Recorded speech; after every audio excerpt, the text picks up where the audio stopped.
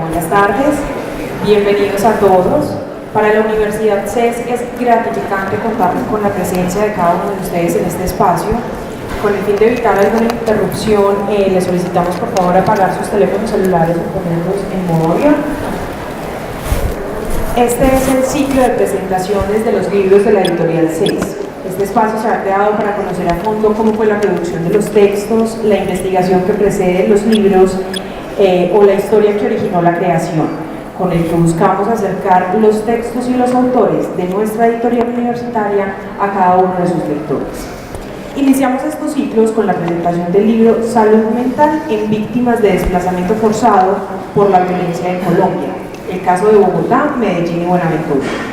El texto es el reflejo de un estudio que da cuenta de prevalencias importantes de los trastornos mentales en la población víctima del desplazamiento forzado en el marco del conflicto armado en Colombia, lo que plantea retos importantes en la atención en salud pública, pues el no hacerlo llevará al país a tener importantes costos que se reflejarán en la productividad, el desarrollo y la convivencia sostenible del país. Distintos estudios muestran que las afectaciones más significativas tras un conflicto armado y su consecuente desplazamiento están relacionadas con este estrés postraumático, ansiedad, depresión, ideación suicida, ataques de pánico y consumo de sustancias psicoactivas. Para ampliar más acerca de este tema, escucharemos al doctor Guillermo Alonso Castaño Pérez, autor principal del libro Salud Mental en Víctimas del Desplazamiento Forzado por la Violencia en Colombia, el caso de Bogotá, Medellín y Buenaventura. El doctor Castaño es médico cirujano de la Universidad de Caldas, especialista en farmacodependencia de la Universidad Católica Luis Amigó, magíster en drogodependencia de la Universidad Complutense de Madrid, especialista en patología dual y PhD en Psicología de la Salud de la Universidad Miguel Hernández de España, coordinador de la maestría en drogodependencia de la Facultad de Medicina de la Universidad CES e investigador del Centro de Excelencia de Investigación en Salud Mental de la misma institución. Como moderador nos acompaña en este encuentro Bernardo Gómez Cortés, magíster en Psicología y Salud Mental de la Universidad Pontificia Bolivariana y coordinador de CES Humano. Antes de iniciar con el conversatorio, les recordamos a todos que el próximo 16 de agosto realizaremos la presentación del libro Parásitos externos de importancia en medicina veterinaria, para que desde ya abran un espacio en sus agendas y se programen. Sean todos bienvenidos. Gracias, Mafi. Muy buenas tardes para todos. Bueno, la idea de este ejercicio, que es bien interesante, sobre todo es que conversemos, es un conversatorio. Entonces la idea es, las preguntas que tengamos, pues podamos formularlas de una manera pues muy tranquila, muy espontánea. Tenemos aquí al doctor Guillermo, que nos va de primera mano pues a solucionarlas, a resolverlas. Y pues vamos a iniciar con una que me parece bien importante. Estamos viviendo en el país un momento histórico importante. Acabamos de firmar unos acuerdos en una situación muy compleja. Todos sabemos el tema pues del plebiscito. Acabamos de iniciar un nuevo gobierno y pues qué apropiado un libro como este, Salud Mental en Víctimas de Desplazamiento Forzado. Hemos mirado el tema de las víctimas a veces con cierto desdén. Cuando uno ve noticias se da cuenta cómo a veces las víctimas son como las del último lugar. Quisiera preguntarle al doctor cómo surge este proyecto, cuál es la motivación inicial que hace posible un proyecto tan pertinente en este momento histórico de Colombia. Muchas gracias, Bernardo. Aplaudo esta iniciativa del Fondo Editorial de hacer estos conversatorios con respecto a los libros que se producen por los distintos grupos de investigación para resolver las preguntas que me hace Bernardo o las que ustedes tengan. Además de mi presencia, pues me acompañan también los otros autores de este texto. Está conmigo Gloria María Sierra, Daniela Sánchez, Carolina Salas y Carolina Buitrago en esta sala. Pero también, aunque no están presentes, nos acompañaron en su publicación y todo el ejercicio académico investigativo Nadia Semenova y María Alejandra Gudelo. Entonces espero que si alguna cuestión yo no puedo responderla, pues el resto del equipo me ayude. Con respecto a lo que pregunta Bernardo, realmente lo que hizo que nosotros emprendiéramos esta investigación fue las reflexiones constantes del grupo de salud mental con respecto a la salud mental de distintas poblaciones y sobre todo poblaciones vulnerables. Reflexionadas en el grupo que tras más de 50 años de conflicto armado en Colombia, conocíamos cuáles eran los actores, de dónde provenían los desplazamientos, el número de desplazados que llegaban hasta 6.500.000 personas en el año 2017. Conocíamos el número de muertos inclusive que se habían dado en el conflicto armado. Conocíamos los gastos del aparato militar para combatir ese conflicto armado. Conocíamos el número de personas víctimas de las minas quiebrapatas en ese conflicto armado. Pero cuando íbamos a mirar cómo estaba la salud mental de esos desplazados, encontrábamos información muy dispersa de pequeños grupos de población, inclusive con referencias de otros estudios de otras latitudes donde también había guerra, donde aparecía el estrés postraumático como aquella patología mental más prevalente en ese tipo de población. Pero realmente datos de población importante en Colombia de los desplazados con respecto a la salud mental no teníamos.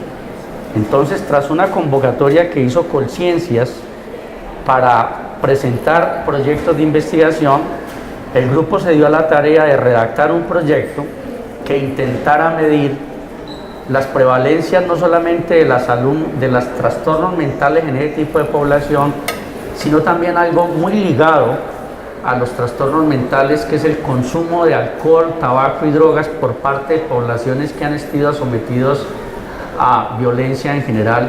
Y agregamos ese punto también, no solamente dar cuenta de los trastornos mentales, sino del consumo de drogas en esa población. Nos interesaba también conocer un poco las características de las personas que se desplazaban y las características de ese desplazamiento. Si eran desplazamientos que se hacían en grupo, si eran masivos, si eran familias enteras, si lo hacían de día o de noche, cuando llegaban a la ciudad, dónde venían ese tipo de familias, dónde estaban asentadas y demás. Como el presupuesto no era muy alto, el de Colciencias, tuvimos que seleccionar una muestra. De esos 6.500.000 habitantes de Colombia que aparecían como desplazados en el año 2016, pues por razones también prácticas procuramos sacar esa población de aquellas ciudades de Colombia que más personas habían recibido a causa del desplazamiento, y encontramos que las ciudades de Bogotá, Buenaventura y Medellín eran aquellas ciudades que más albergaban ese tipo de población. Entonces, con esa preocupación de intentar dar cuenta de cuáles eran los trastornos mentales y el consumo de drogas que tenían esta población, y con esas perspectivas propusimos esta investigación, y pues fue seleccionada por Colciencias afortunadamente, y nos la dieron a la universidad y al grupo de investigación en salud mental para que la desarrolláramos, por supuesto, con todas las vicisitudes que tiene hacer este tipo de investigación, que seguramente luego seguiremos conversando al respecto. Bueno, muchas gracias, doctor. Bueno, recuerden que la idea es que todos participemos.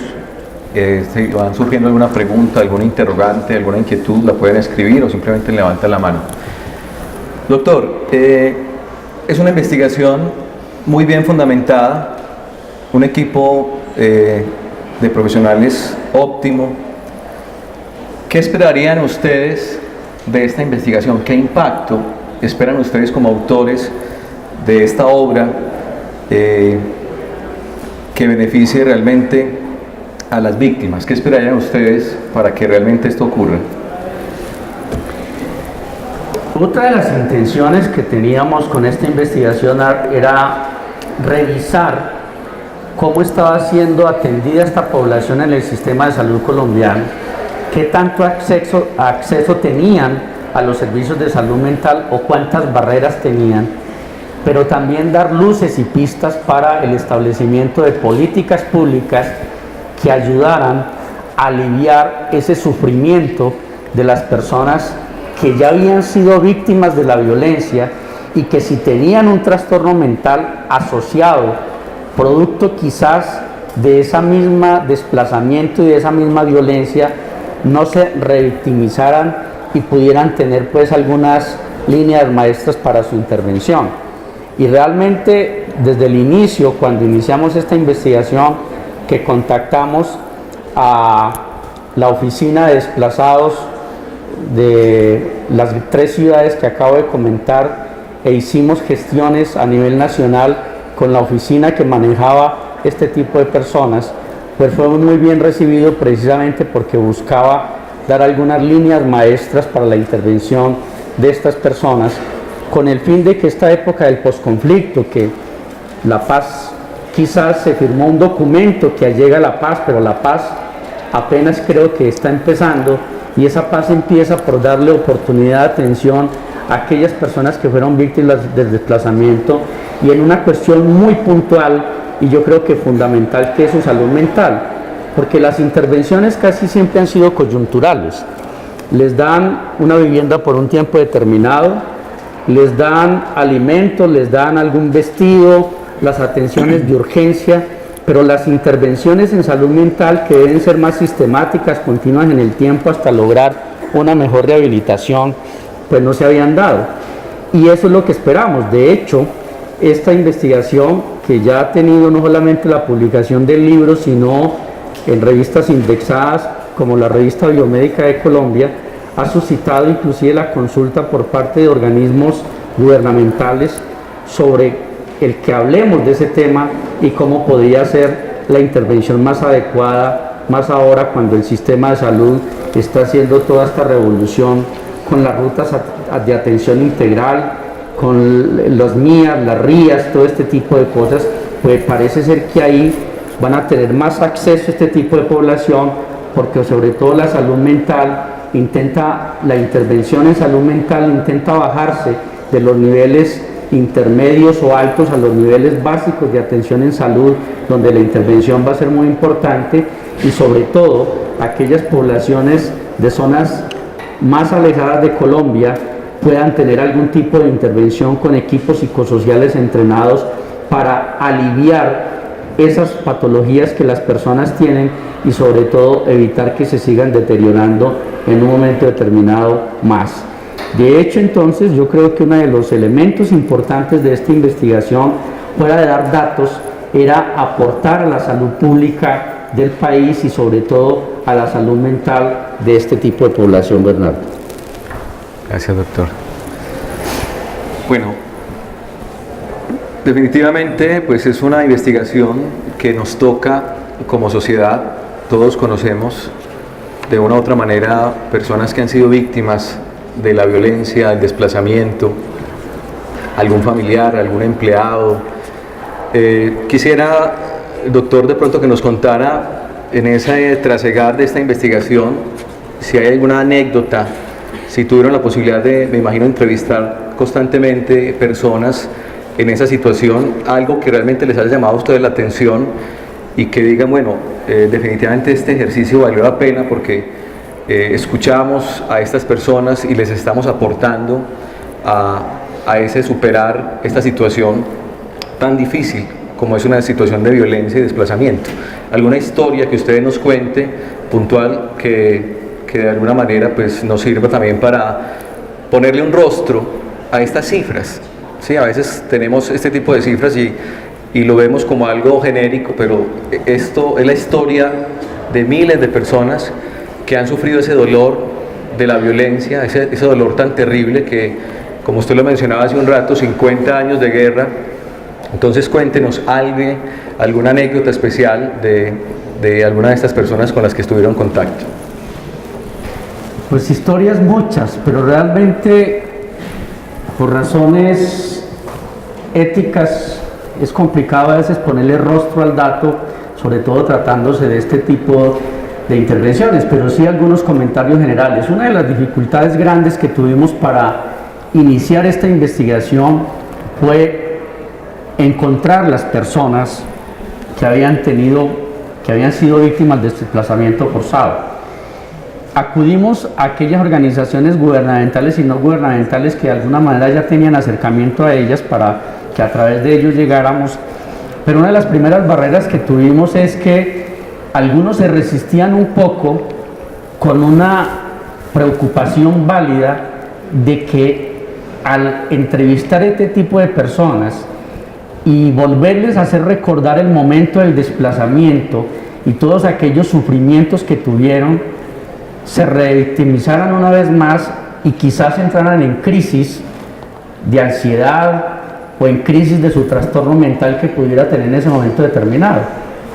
Eso había sido previsto por el equipo de investigadores, en el cual los psicólogos y las personas que determinamos que hicieran ese tipo de entrevistas y la coordinadora de campo, que en este caso fue nuestra psicóloga Daniela Sánchez, cuidamos mucho de que si alguna cuestión de estas apareciera, tuviéramos la posibilidad de hacer una intervención en crisis inmediata desde el punto de vista psicológico y además activar la ruta de atención a ese tipo de personas, remitiéndola a aquellos lugares donde ellos eran atendidos por un equipo psicosociales o en caso determinado por un equipo más especializado que estuviera donde estuviera el psiquiatra.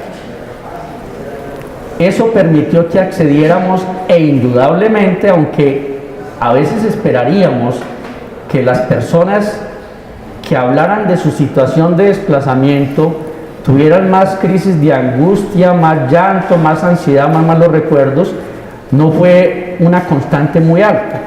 Sí se presentaron datos donde las personas entraban en llanto y en crisis por recordar aquellos momentos en que tuvieron que salir corriendo de su tierra, en recordar las pérdidas de familiares que habían tenido, en recordar las pérdidas económicas que habían tenido, el recordar el sitio donde estaban ahora con mucha desesperanza porque su terruño, todo su mundo sociocultural, sus familias estaban por allá y ellos en unas tierras un poco adversas y demás, que fueron de alguna manera situaciones críticas al cual el grupo de investigadores y que hizo el trabajo de campo se vio abocado, pero sí, sin duda, hubo esto. También llamaba la atención la capacidad resiliente de estas personas, sobre todo en Buenaventura, una de las zonas más críticas y de más violencia con respecto al desplazamiento forzado, y no solamente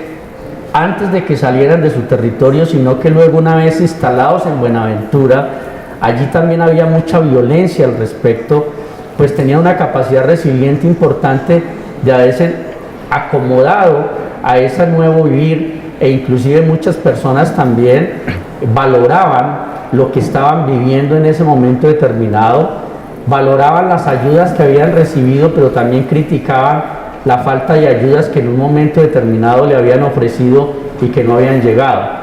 Entonces, sin duda, para los investigadores que estuvieron en el trabajo de campo y en la coordinación de trabajo de campo, hubo algunas cosas importantes.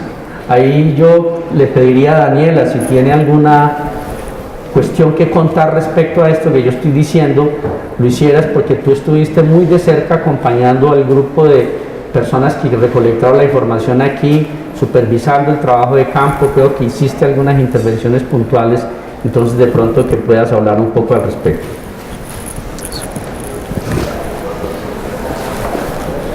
Bueno, buenas tardes. Comparto los postulados que ahorita nos decía el doctor, incluso fueron realizados en el grupo de trabajo, inicialmente destacando como toda esa capacidad resiliente de las víctimas. Casos de crisis se presentaron pocas. Afortunadamente los entrevistadores, que eran personas previamente capacitadas, entrenadas para realizar las entrevistas, fueron también preparados para el manejo de esas personas que quizás durante el momento de responder las preguntas pudieran dar alguna sintomatología activa en el momento.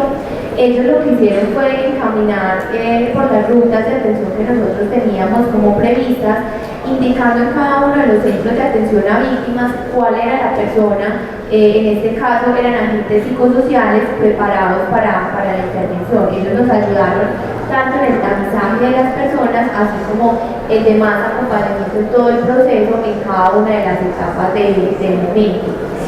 Para añadir aquí también con lo que decía el doctor, a los entrevistadores también debimos darle como una retroalimentación en su momento, porque el hecho de ser entrevistadores sí también hacía que ellos se vieran como muy susceptibles frente a las experiencias que escuchaban, entonces también se les hizo a ellos como una evolución y un acompañamiento para que pudieran hablar de esa experiencia de entrevistar a víctimas, para que pudieran narrar cómo se sintieron, para que pudieran también conversar frente a ellos y resignificar esas experiencias que vivieron.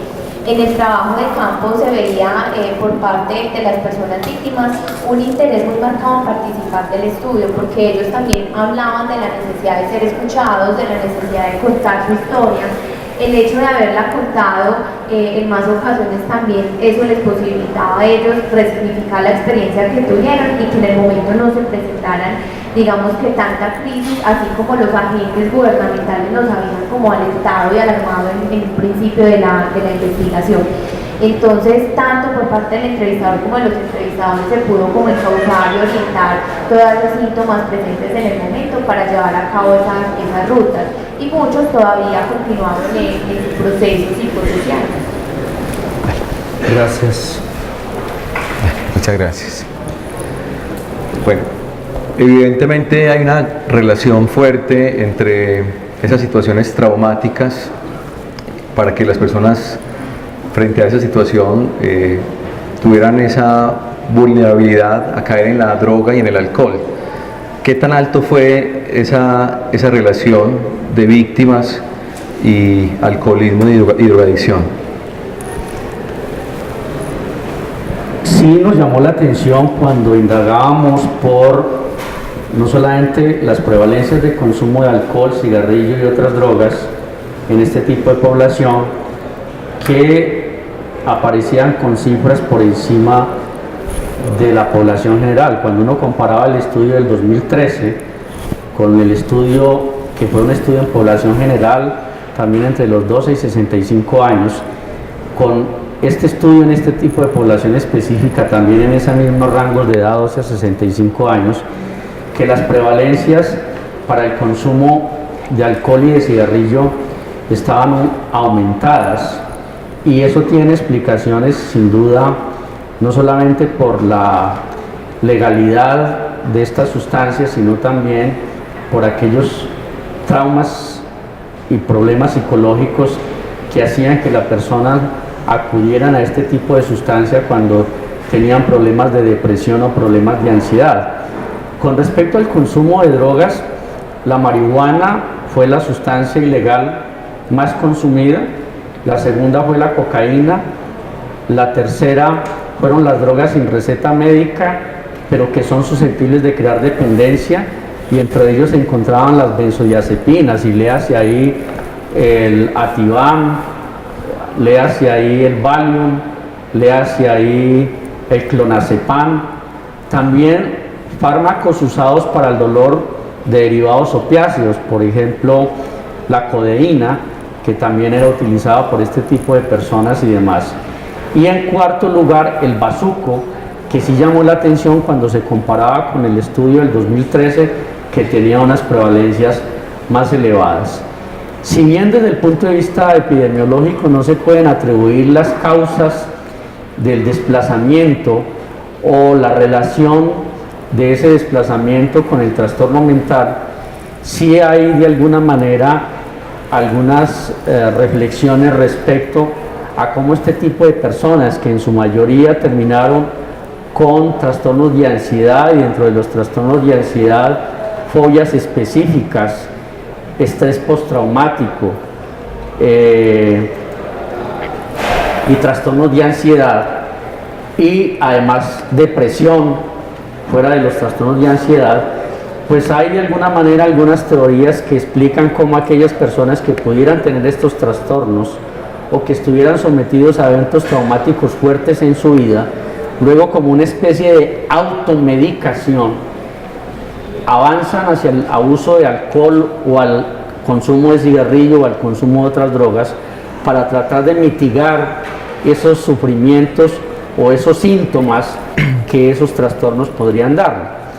Y sí, indudablemente encontramos unas cifras importantes, no solamente de trastornos mentales como los que acabo de mencionar, sino también de consumo de drogas por encima de la población general, lo que amerita no solamente intervenciones muy puntuales en ese tipo de población, sino prevenir eso en ese tipo de población.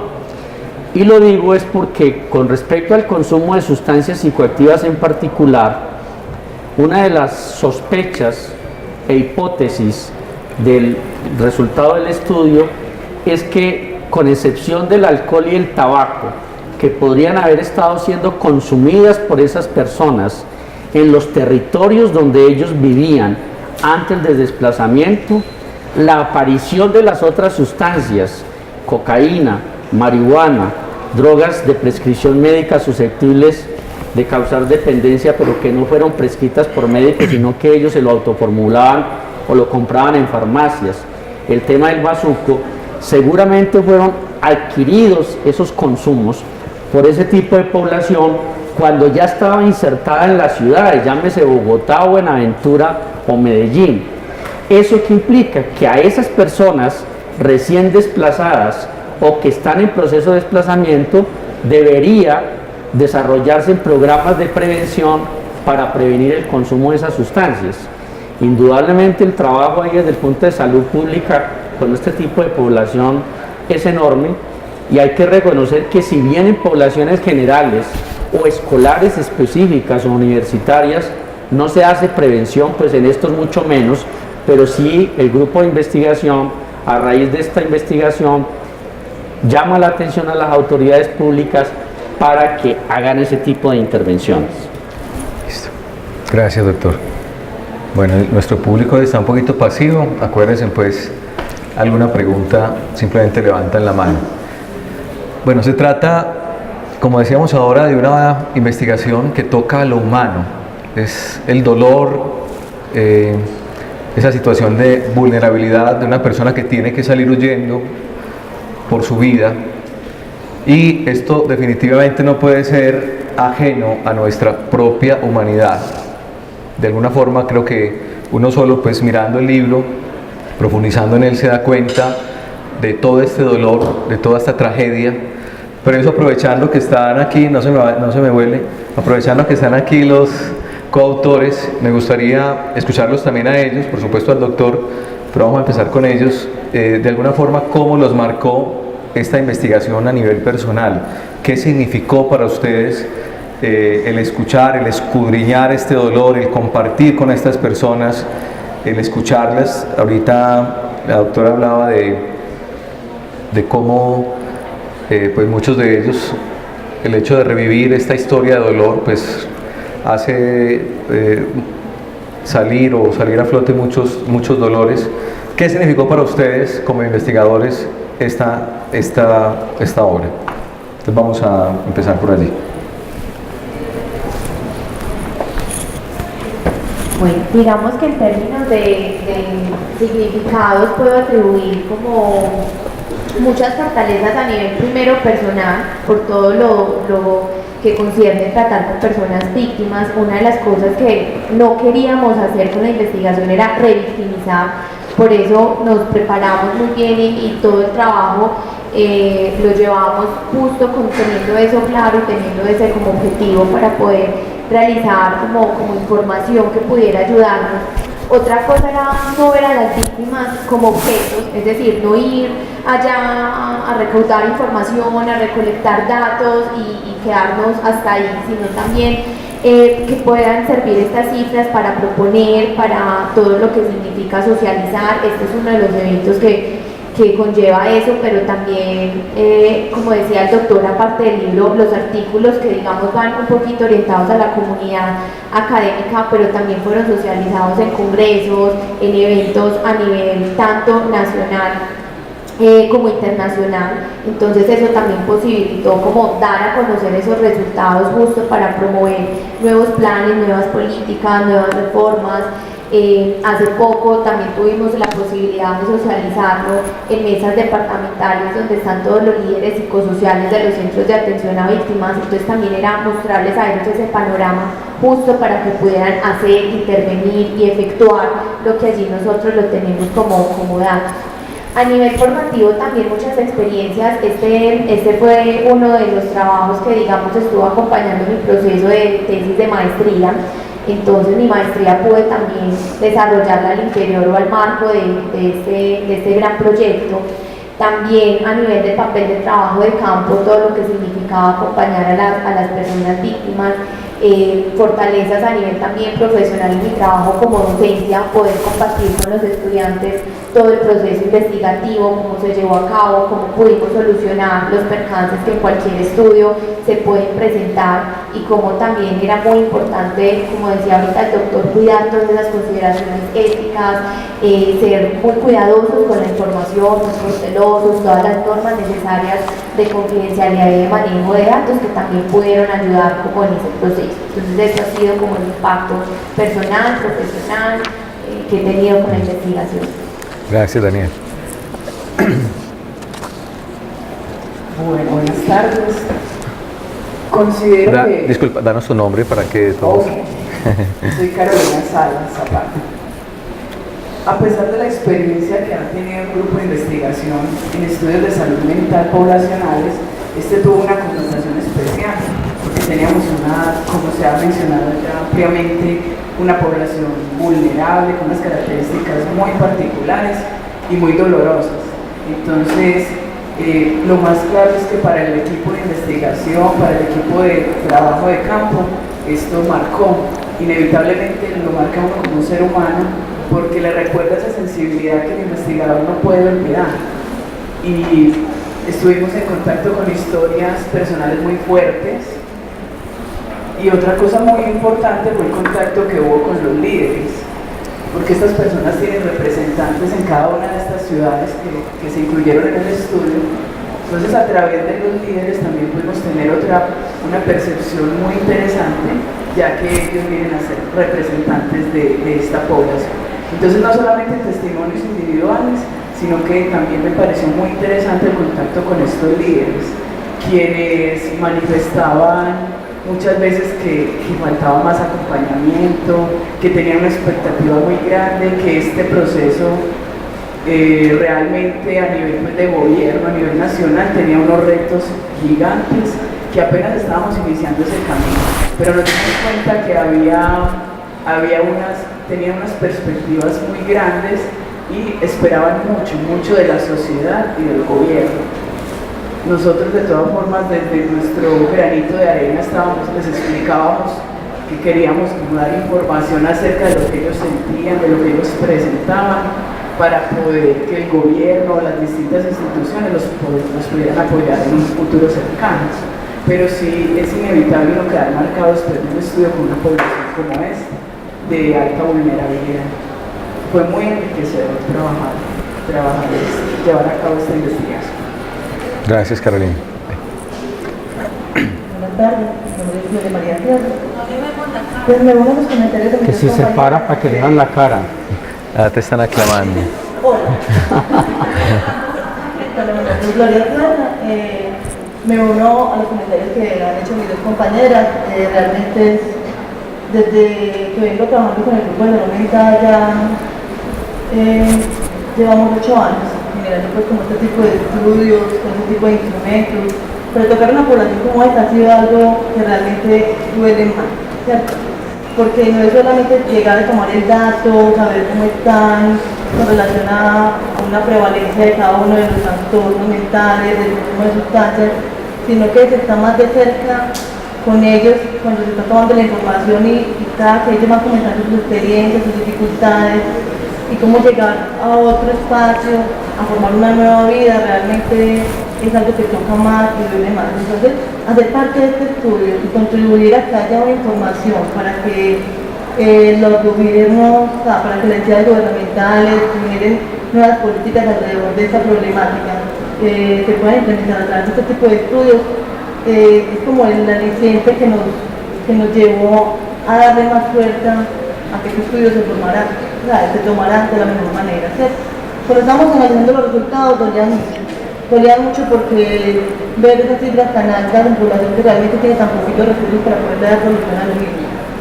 Entonces, estamos esperanzados y agradecemos también este tipo de espacio para poder difundir más la intención que tuvo el estudio para que se puedan tomar como medidas ante esta problemática. Gracias. Te lo Venga. Sí. Yo agregaría un poco a lo que dicen los compañeros, es que desde el punto de vista personal a todos nos tocó sobre todo el evidenciar estas cifras tan altas de trastornos mentales, muchos de ellos sin intervención. Algunas de las preguntas que se les hacía a las personas era si alguna vez había consultado o había recibido alguna atención médica por esto, y la verdad era que no. Y aunque todos los trastornos mentales preocupan, una de las cifras que más preocupó eran los comportamientos suicidas. Encontramos, por ejemplo, en este tipo de población, cifras de ideación suicida del 21% en la vida. Es decir, 21 personas habían pensado alguna vez en suicidarse, y en el último año, que es el dato desde el punto de vista epidemiológico más actual, por llamarlo de alguna manera importante, casi 7 de cada 100 habían tenido ideación suicida. De los que habían tenido ideación suicida, que eran 21, 8 en la vida habían planeado suicidarse, y alrededor de 3 en el último año habían planeado suicidarse. E intentos suicidas, casi 9 de cada 100 había tenido un intento suicidio alguna vez en la vida. No solamente había ideado, planeado, sino que había intentado. Y en el último mes, casi 3 de cada 100. Y el ver sobre todo en nuestro país que la salud mental ha sido cenicienta, no solamente por pocos recursos económicos que le han dado, sino también por las barreras que las personas tienen para acceder a este tipo de atenciones, sobre todo cuando el número de psiquiatras por población en el país es muy disminuido. Las dificultades que tienen a veces para acceder a estos servicios especializados, que están aglutinados casi siempre en las grandes ciudades o en las ciudades intermedias y no en las pequeñas ciudades. Con este panorama tan preocupante, pues angustia un poco también a los investigadores de qué más se puede hacer, además de socializar resultados, de sensibilizar a los tomadores de decisiones para que le pongan cuidado a este tipo de población, que uno esperaría que ahora en el posconflicto, cuando las cosas empiecen a aterrizarse un poco más, se atienda a este tipo de población. Y quedan todavía poblaciones que han sufrido mucho, que no están incluidas aquí. Cuando hablamos del personal militar que participó en todo esto, también hay unas cifras muy importantes ahí de trastornos mentales e inclusive de consumo de drogas que ameritan un tipo de intervención. Y que hablar también de aquellos excombatientes de los grupos armados que participaron de eso, esos también se enferman y también deben tener problemas, que es una de nuestras preocupaciones ahora del grupo, por dar cuenta de esos estudios en ese tipo de población para poder mostrar un panorama más amplio respecto a esto. ¿Qué queda ahora como grupo de investigación, como universidad? Seguir socializando resultados, seguir incidiendo en los tomadores de decisiones de políticas públicas, seguir abogando de alguna manera por aquella población desplazada para que sea atendida y tenida en cuenta en los temas de atención en salud mental, y pues esa es la tarea en la que debemos mantenernos. Cuando divulgamos esto, no solamente a través de un libro, sino de videos, de estudios en revistas científicas, sino también informes de prensa con lenguaje muy fácil para que lo entienda la población.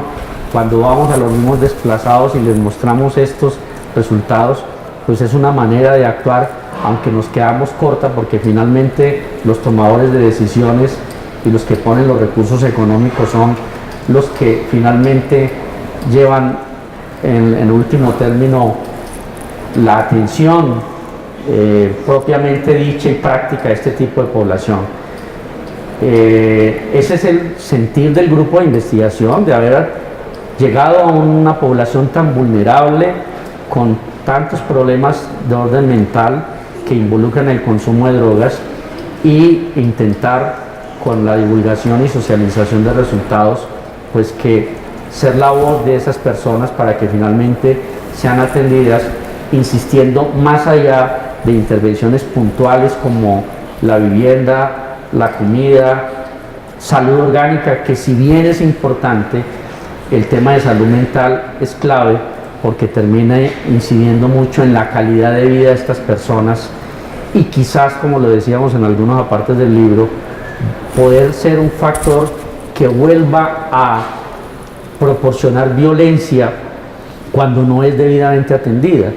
Ahora que estamos en esta época del posconflicto, donde el perdón de las víctimas, de los victimarios y de todo es fundamental, parte de la sanación, entre comillas, que tiene una persona cuando tiene un trastorno mental y empieza a resolverlo o es atendido, es el dolor y el sufrimiento que tenga, precisamente de aceptar su problema y de perdonar a aquellos que pudieron haber hecho daño en un momento determinado. Y eso es clave para no perpetuar la violencia en nuestro país, y esperamos que esto también pueda aportar a esta etapa del posconflicto. Gracias, doctor. Bueno, tenemos una primera pregunta del público. Se me cayó hasta el micrófono. El micrófono. Yo creo que fue la emoción de que hay una pregunta. Entonces,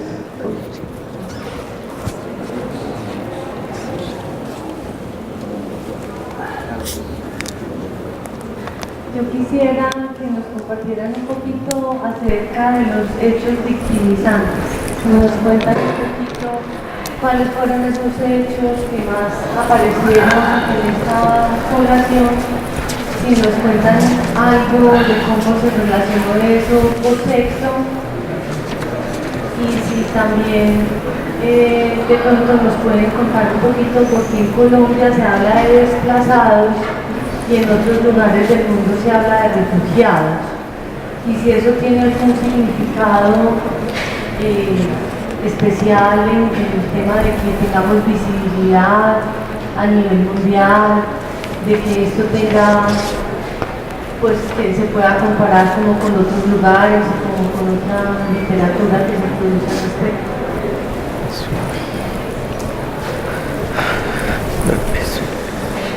Bien, yo voy a responder algo y de pronto los compañeros, con el apoyo del libro, porque tener en la cabeza todos esos datos no es fácil, pues aportar un poco. Sí quisiera comentar que cuando revisamos la literatura con respecto al concepto de desplazado refugiado, en muchas partes es sinónimo, en otras no, porque no se ha hecho mucha referencia a aquellas personas que son sacados a la fuerza de ciertos territorios por hecho de violencia, sino a personas que, sin estudiar muchos hechos de violencia, llegan a una región o a un país determinado para refugiarse, como la palabra lo dice, y huir de esa violencia, pero sin dar cuenta de aquellos fenómenos que incidieron, por ejemplo, en el desplazamiento. Y nosotros nos dimos a la tarea de mirar el número de desplazamientos que tenían este tipo de personas, y la gran mayoría, al menos en esos 1.426 personas que creo que fue las que entrevistamos, el 80.8% había tenido un solo desplazamiento, pero había un casi 20% de personas que habían tenido 2 o más desplazamientos, hasta 5 desplazamientos, que incluían, o ellos los incluían ahí, aunque nuestra perspectiva de investigación era desplazamientos de zonas rurales o de otros municipios a la ciudad donde estaban. Muchos incluyeron ahí desplazamientos intraurbanos, por ejemplo, cuando tenían más de un desplazamiento que alcanzaban el 20%.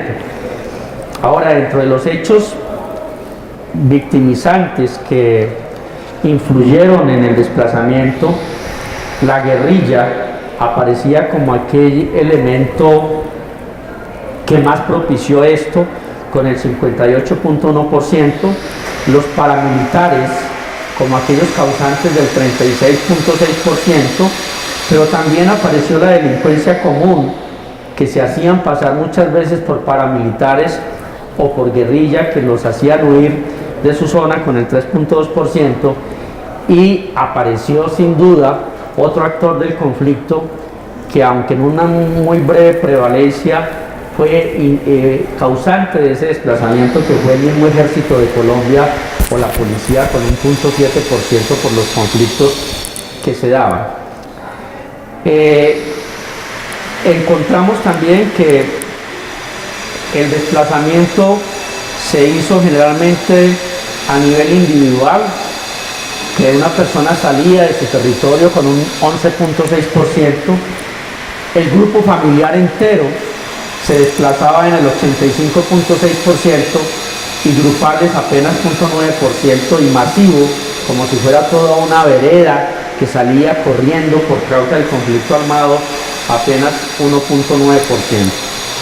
Ahora, dentro de las causas de esto causado por alguno de estos actores, encontramos que el despojo de tierras, donde iban a decirles que les tenía que vender esas tierras o dejar esas tierras o vender muy baratas esas tierras, alcanzó el 69% de las personas desplazadas. Las amenazas de que tenían que abandonar ese territorio porque si no iban a tener consecuencias de distinto orden, alcanzó el 68%. Actos terroristas de enfrentamientos en la zona entre los mismos grupos de las guerrillas o grupos de guerrillas y paramilitares o grupos de guerrillas y ejército alcanzaron el 59.6%. Los homicidios, de ver mucha muerte en el sector donde ellos vivían, alcanzó el 27.5%. También la desaparición forzada, cuando se desaparecían de las zonas familiares o vecinos o amigos, en un 12.9%. Las masacres en el 12.4%. Secuestros alrededor del 10.3%. Ir a reclutar niños y decir, este joven o esta joven que tiene tal edad tiene que venirse a nuestras filas, el 9.7%. Actos de tortura, el 8.4%. El sembrar minas antipersona en esa zona donde ellos vivían, alrededor de ese 6.7%.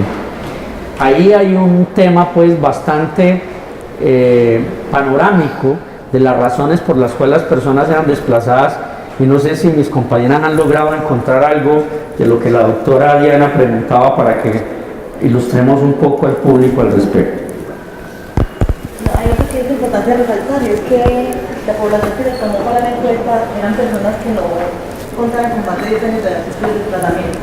Todo por efectos de que no se generaron de la memoria del participante, ¿cierto? Entonces, tener como hechos más, tener algo más reciente de la información que se estaba tomando. Entonces, por lo mismo, cuando vemos que hay personas que solamente han pensado un desplazamiento, está bastante marcado por ese periodo en el que fueron desplazados, que se llevan desplazados. Con relación a lo que comentaba la doctora Diana Restrepo, cuando miramos esos hechos victimizantes, podemos mirar que hay prevalencias, hay porcentajes que superan el 100%, tenemos una sumatoria de los hechos victimizantes. ¿Por qué? Porque cada una de esas personas que fue víctima del desplazamiento forzado pudo haber presenciado o haber vivido más de un hecho victimizante. Hay unos hechos victimizantes que fueron más marcados que el efecto. Si miramos en el terrorismo, si miramos en el medio del estilo, de tampoco acá, para el sexo masculino fueron más marcados lo que fueron las amenazas, ¿cierto? Las amenazas de personas, y por acá tengo otro, que fue el de la tortura para el sexo masculino. mientras que para el resto de hechos victimizantes siempre tuvo más fuerza o un poco más alta la proporción, fueron más víctimas las mujeres. También logramos detectar que en la población que se tomaba, y aquí no lo veamos de pronto muy de cerca, es más la población muy femenina que es desplazada con niños que la población masculina. Usualmente la población masculina, cuando no es que ya tener que sufrir el tratamiento, es que han sufrido el hecho de que como tal. Me gustó este formato de presentación de niños, fue chévere. Sí, más Más tranquilo. que presentar unas diapositivas ahí para dar datos, es conversar. Sí. Bacán. Ah, qué bueno. ¿Van a seguir haciendo el mismo? Yo creería que sí. Yo creo que...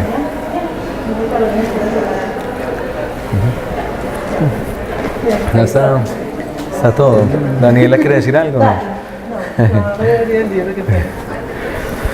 Bueno, siempre una investigación, lo interesante es que nos permite abrir las puertas a otras investigaciones. El doctor ahorita mencionaba que había como otra cara de la moneda que es interesante explorar, y es el tema o la mirada también de los victimarios. Es muy interesante esa propuesta, pero me imagino que ustedes ya en esta investigación tuvieron posibilidad de tener ese primer contacto. Ya hubo algo, y cómo se dio y qué encontraron de pronto en ellos que les llama la atención.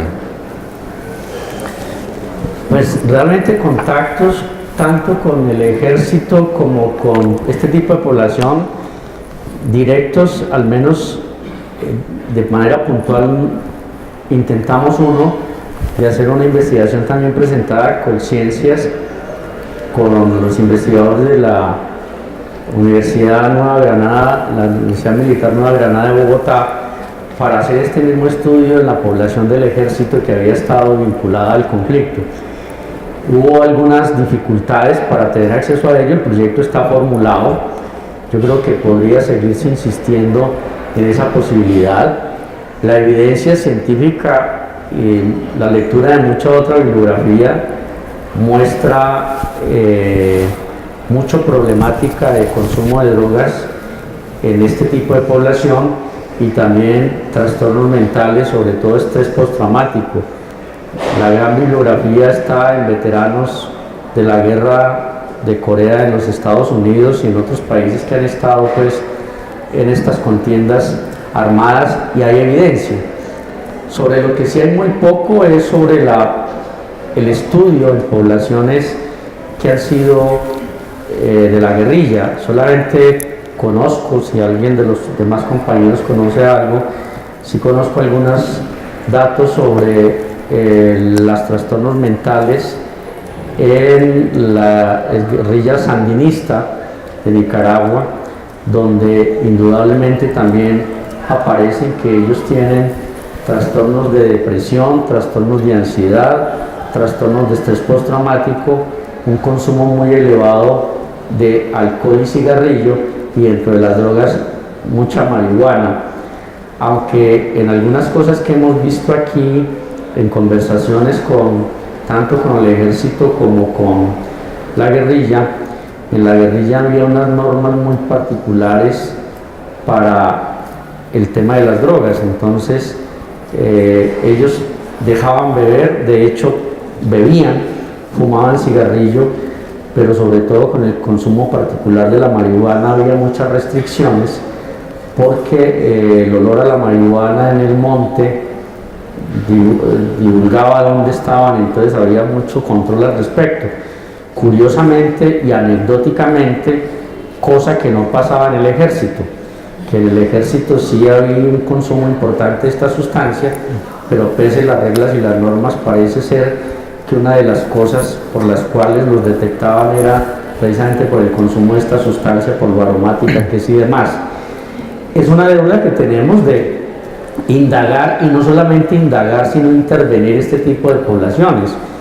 Con la doctora Yolanda Torres, que está aquí presente y es la directora de nuestro grupo de investigación y del centro, muy inquieta siempre en estos temas, se ha venido también trabajando de tiempo atrás, no solamente en dar cuenta de la salud mental de los soldados y de los militares, sino también de intervenciones puntuales para aliviar el estrés postraumático en ese tipo de población.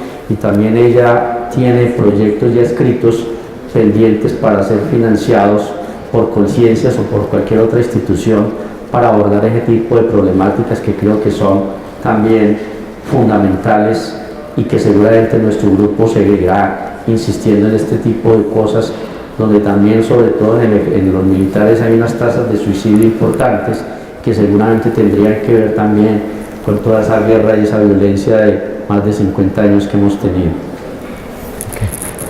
Muchas gracias. ¿Algo que añadir? Bueno, tenemos por allí otra pregunta del público. Vamos a... Qué pena. Muchas gracias. Dos asuntos. El primero, decía usted que las cifras son la muestra que ustedes utilizan el mayor de los desplazamientos a causa de la guerrilla. Entonces, no sé si de pronto no lo escuché muy bien al principio, pero sí no estuve lo suficientemente atento. ¿Cómo se hace la muestra? Porque hasta donde yo conozco el informe de la Centro Nacional de Memoria Histórica duplica casi el número de desplazados víctimas de los paramilitares de la guerrilla. Entonces, quisiera saber más o menos ahí cómo fue la muestra para que aquí haya resultado como el doble de desplazamientos víctimas de la guerrilla. Y el segundo, yo creo que la doctora hace una pregunta muy interesante. Yo creo que es el momento más importante de lo que pasó en Colombia, un asunto conceptual, que es lingüístico y que no es superficial. Y entonces la profesora pregunta, refugiados versus desplazados. ¿Bien? Y aquí ya ha habido bastante polémica política por el asunto del término. La Oficina para los Refugiados simplemente define que refugiados es quien sale del país, desplazado quien es interno. Pero también desplazado tiene una noción bastante importante con la tierra. Refugiados es quien no puede realizar sus actividades por el conflicto. Desplazado es quien se tiene que ir como elemento porque se necesita la tierra y el espacio. Realmente la discusión importante en Colombia es como el conflicto es: aquí hubo un conflicto o aquí hubo un montón de gente que hizo daños, ¿sí? Y reconocerse como un conflicto o reconocer que hubo una gente que hizo daños es bastante importante en términos históricos y políticos. El libro, los resultados que ustedes pueden encontrar en su investigación y el tema de la definición de la salud mental puede servir a responder en un momento si fue realmente un conflicto generalizado con orden político o simplemente fueron unos actos violentos. Sí. Con respecto a tu pregunta de la muestra, pues lo que hicimos fue, a partir de los reportes que se tenían en el centro ¿de dónde fue que tomamos la muestra? ¿La qué? La Red Nacional de Desplazados. Por cada ciudad donde los tomamos, sacamos una muestra que enseguida Gloria Sierra, que nos ayudó con esto, puede dar más datos, pero una vez establecida la muestra, fuimos a ubicarlos en los sitios que las personas iban a poderse certificar como desplazado, y las personas que estaban haciendo filas en estos centros, y al azar contábamos cada 3 personas, le informábamos sobre la investigación, le hablábamos del consentimiento informado, le decíamos de qué se trataba, y si ella aceptaba, era llevada a un sitio más tranquilo donde se hacía la entrevista, que tenía una duración bastante larga. El dato que aparece reportado es que en el cuestionario se preguntaba si la causa de su desplazamiento, que ella refiere que se dio, fue a causa de cierto actor, y dentro de esos actores nombrábamos a la guerrilla, a los paramilitares, al ejército, a la delincuencia común o a otros, y las personas respondieron, y esa es la cifra que mostramos ahí en un momento determinado.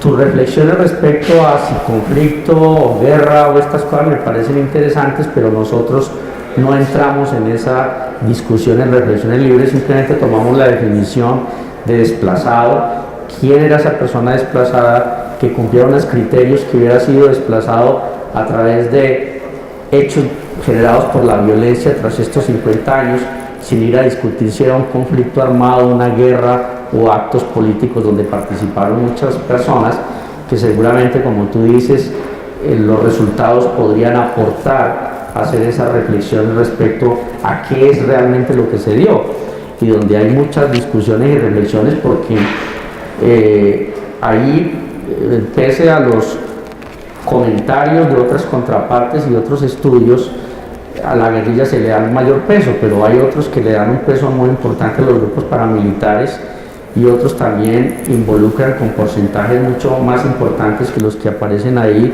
al ejército mismo por el mismo conflicto que se daba. Pero el dato que apareció en esa muestra de 1.496 personas, que fueron las que entrevistamos, proporcionalmente iguales en las 3 ciudades, pues es lo que nos reportó, y aquí Gloria, que es nuestra metodóloga, puede aportar un poco al respecto. Pero entonces es un cálculo de tamaño de muestra para cada una de las ciudades de acuerdo con la cantidad de personas que había recibido para el año 2014, que fue la cifra que tomamos como referencia. Entonces, para la ciudad de Bogotá tomamos 141 personas que nos dio como tamaño muestral, para la ciudad de Medellín nos dio 339 y para la ciudad de Buenaventura 337 personas, ¿cierto? El muestreo se hizo, como lo comenta el doctor Guillermo, en cada una de las unidades donde había atención a víctimas.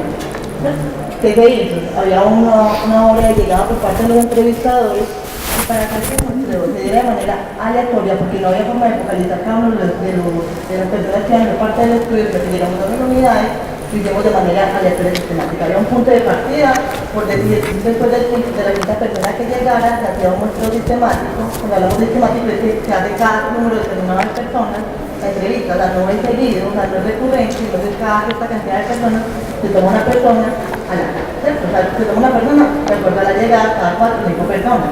En algunas ciudades, de acuerdo al flujo de personas que tuviera fue la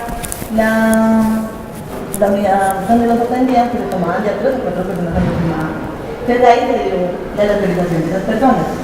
En cada una de las ciudades tuvo mayor proporción si hubiera sido tratado como actor principal la guerrilla, ¿cierto? Ya hay forma, ya es algo, es un efecto de la localización, y también puede ser con la ciudad sectora, pueden ser que en otras ciudades haya mayor influencia por parte del paramilitarismo y otros por parte de la guerrilla. Esa puede ser una de las explicaciones que se da a raíz de esto. Por ejemplo, Antioquia, que tiene más fuerza por parte de la guerrilla, ¿cierto? Buenaventura hubiéramos esperado que no tuviera más influencia por parte del paramilitarismo, pero se dio más cantidad por parte de la guerrilla. Y Bogotá, que sí recibe gente de muchas partes del país, tuvo mayor influencia en la guerrilla también. Sí. Una de las razones para las cuales tomamos decisión desde el punto de vista metodológico de hacer esto de esa manera era la dificultad para saber en qué parte de las ciudades vivían y estaban los desplazados. Además, con un fenómeno que hay muy puntual, es que ellos llegan pero se mueven mucho dentro de la misma ciudad y ubicarlos era difícil. Entonces, por eso optamos por las oficinas donde eran atendidos. La otra dificultad, y que como anécdota la comento, hubo mucho problema fue en Buenaventura, porque vivían en unas zonas donde habían grupos al margen de la ley que dificultaban el acceso a esas poblaciones donde ellos estaban y ponían en peligro a los encuestadores. Entonces fue necesario acoger ese tipo de cosas, y este estudio da eso, que igual la base de datos está ahí, que habría que mirar también, como Gloria decía, mirar en qué zonas pudo haber dado más los paramilitares o otro tipo de actores del conflicto en un momento determinado, y pues a esa base de datos, que pues es bastante amplia y fue rigurosa la recogida de la información, puede sacársele mucho mayor provecho. De hecho, en este momento hay 2 estudiantes, una de maestría de la Universidad del Valle que está trabajando en esa base de datos, otra de esta universidad, y hoy con la doctora Diana hablábamos de también cómo algunos estudiantes de pregrado podrían utilizarla para sacarle también más provechos a esto. Seguro reflexiones en torno a eso, de mirar con más detalle y con lupa los datos, pueden aportar a muchas cosas como tú haces, y ahí está esa base de datos donde, si tiene algún interés, pues bienvenido, lo miramos para ver qué se puede hacer al respecto. Doctora Diana. Entendiendo que lógicamente aquí estamos hablando de 3 ciudades y pues este fenómeno es tan complejo y grande en nuestro país, que entiendo que son alrededor de 8 millones los que están para la actualidad como víctimas de desplazamiento, y si aquí se encuentra más o menos que el 20% de las personas tienen algún tipo de compromiso, pues tienen un trastorno mental, estamos hablando de 2 millones de personas que requieren atención aproximadamente, puede que sea menos, pero de todas maneras estamos hablando de una cifra que no nos cabe fácilmente en la mente, y lo importante pues es que aquí somos de diversos programas y disciplinas y modos de pensar y etcétera, pues que tenemos que generar como masa crítica y generar como intención de que se necesita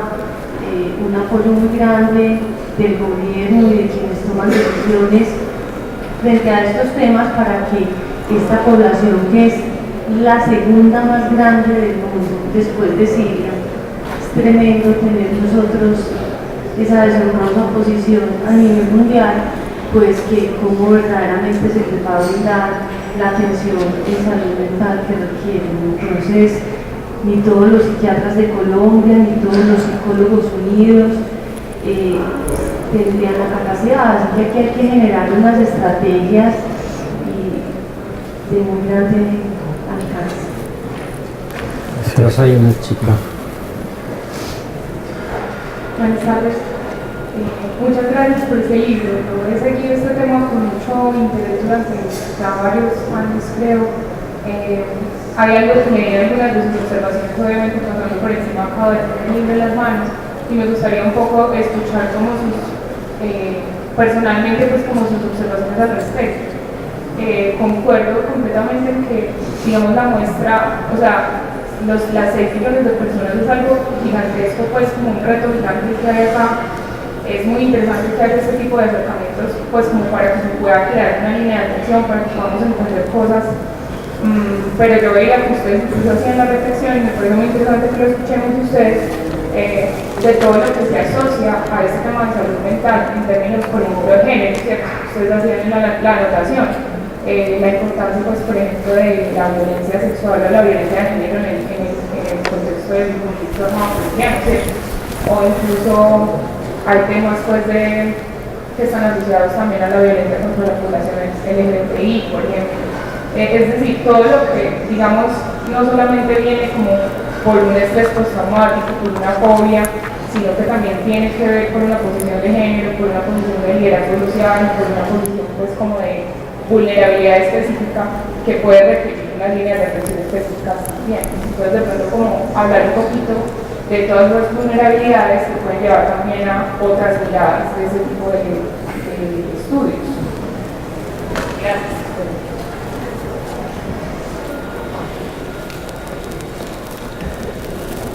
Gracias por la intervención, y quizás una de las meas a culpas del grupo de investigación, y yo que fui uno de los que lideré, es precisamente que este estudio no se indagó por problemáticas relacionadas con la violencia contra la mujer, ni la violencia intrafamiliar, ni los abusos sexuales muy frecuentes en el marco del conflicto armado en Colombia, y que también constituyen ese espectro en la morbilidad de la salud mental.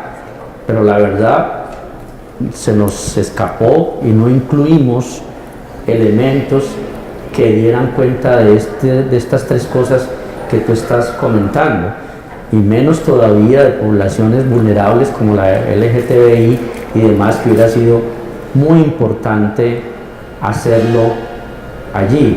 No sé si de pronto la doctora, en el transcurso que tuvo con el trabajo de campo, pudo detectar algunas cuestiones relacionadas con alguna de estas cuestiones que no las incluimos en la investigación en el texto, pero que estaban evidentes.